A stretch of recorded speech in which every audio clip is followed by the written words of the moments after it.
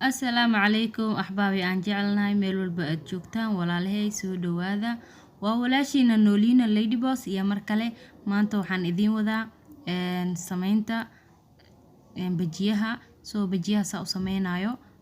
ashyaada aan ka sameynayo insha Allah asxaabteeda aan jeclahay waan idinla wadaagayaa way ogtihiin in aan jeclahay wax walba in aan idinla wadaago oo cusub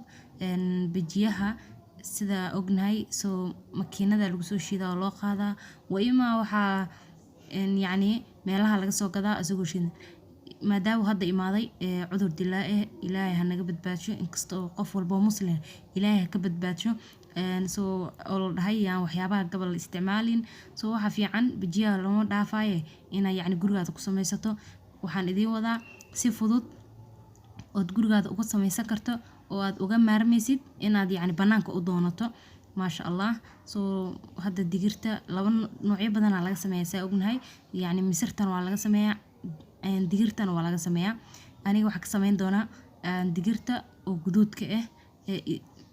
mid cadaanta midna waa guduud saaid ah midna waa cadaan Soomaha maasha Allah asxaabe mid cadaanta aan ka sameyn doonaa adigoo gurigaada jooga sida u sameysanaysid ayaan tusi doonaa insha Allah iyadoo easy ah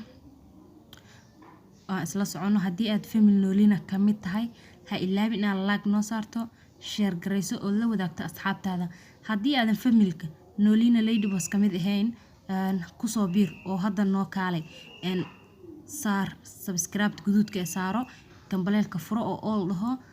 hana ilaabin inaad like saarto insha Allah aan isla socono asxaabteeda aan jeclahay saa ujeedaanba hadda habeen waaye maasha Allah digirta waa noocan waxaan ku shubay biyo ka badan ku shubay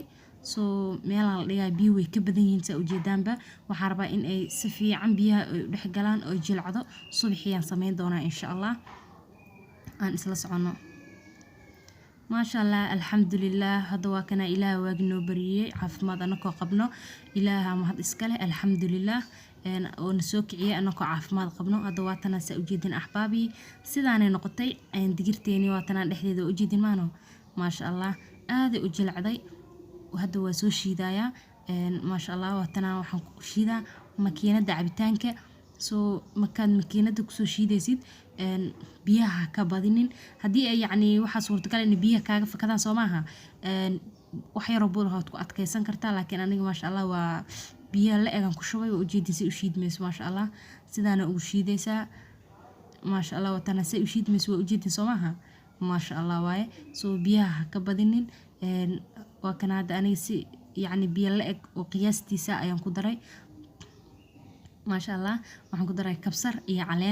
kabsar caleen waaye aan soo tumay si uu caraf igu noqdo aadna ugu macaan badnaado asxaabteeda aan jeclahay waa kana hadda saliidii dabka ii saaran tahay xoogaa dabka waan u gaabiyay si ay guduud igu noqoto oo igu qurux badnaado dhexdana oo uga bislaado saliida dabka haddii aad u dheereyso ayadoon gudaha oo ka bislaan ayuu korka ka gubanayaa ma ku qurux badnaanayo maasha Allah mida kale marka aad sameynaysid saliida aad ku shubay sidoo kale wax yar aad soo qaaday faraha foodooda sidoo kale waa inaad biyo faraha gashataa si uusan kuugu dhagin aad tartiib ugu ridaa si uusan haddii aad faraha aad biyo yar iska marin wuu kuugu dhagayaa dabka xoog ugu rid haddii aad magto faniinka saliidaas kulul ayaa ku gubayso waa inaad ka digtoonaataa in aad gubato maasha Allah aad si fiican aad isaga ilaalida isaga taxadartaa saliida kuleelka maasha Allah ilaahay nama gubo dabka xanuun waaye walaalayga aan jeclahay hadda waa ujeedin saa ugu ridaa Soomaha si tartiib ah isaga oon kugu dhagin maasha Allah waa ujeedin Soomaha caraftiisa lagama joogi karo waa hubaal haddii aad tijaabiso in aad ka faa'iideysan doontaan aad u fiican yahay wuuna fudud yahay bajiya lama dhaafayo waa la ogyahay hala taxadaro maasha Allah caafimaadka haddii aad ka taxadarin qofkaaga taxadarayso mala Soomaha marka waa in caafimaadkeena ka taxadarnaa waxyaabaha badana aan banaanka ka iibsanayno sida cuntooyinka banaanka laga iibsado kale waa in la iska dhaafaa walaalayga aan jeclahay nooma wanaagsana waxyaabaha caafimaad darrada keenaya in la sameeyo Soomaha maasha Allah wax walba oo gurigaada ku sameysan karto gurigaada ku sameyso adigoo ka taxadaraysid caafimaadkaada iyo caafimaadka caruurtaada iyo kuwa walaalahaagaba maasha Allah هذا سأوجدين بوكنا سيدان الدبايا ما شاء الله waxaan rajeynayaa in aad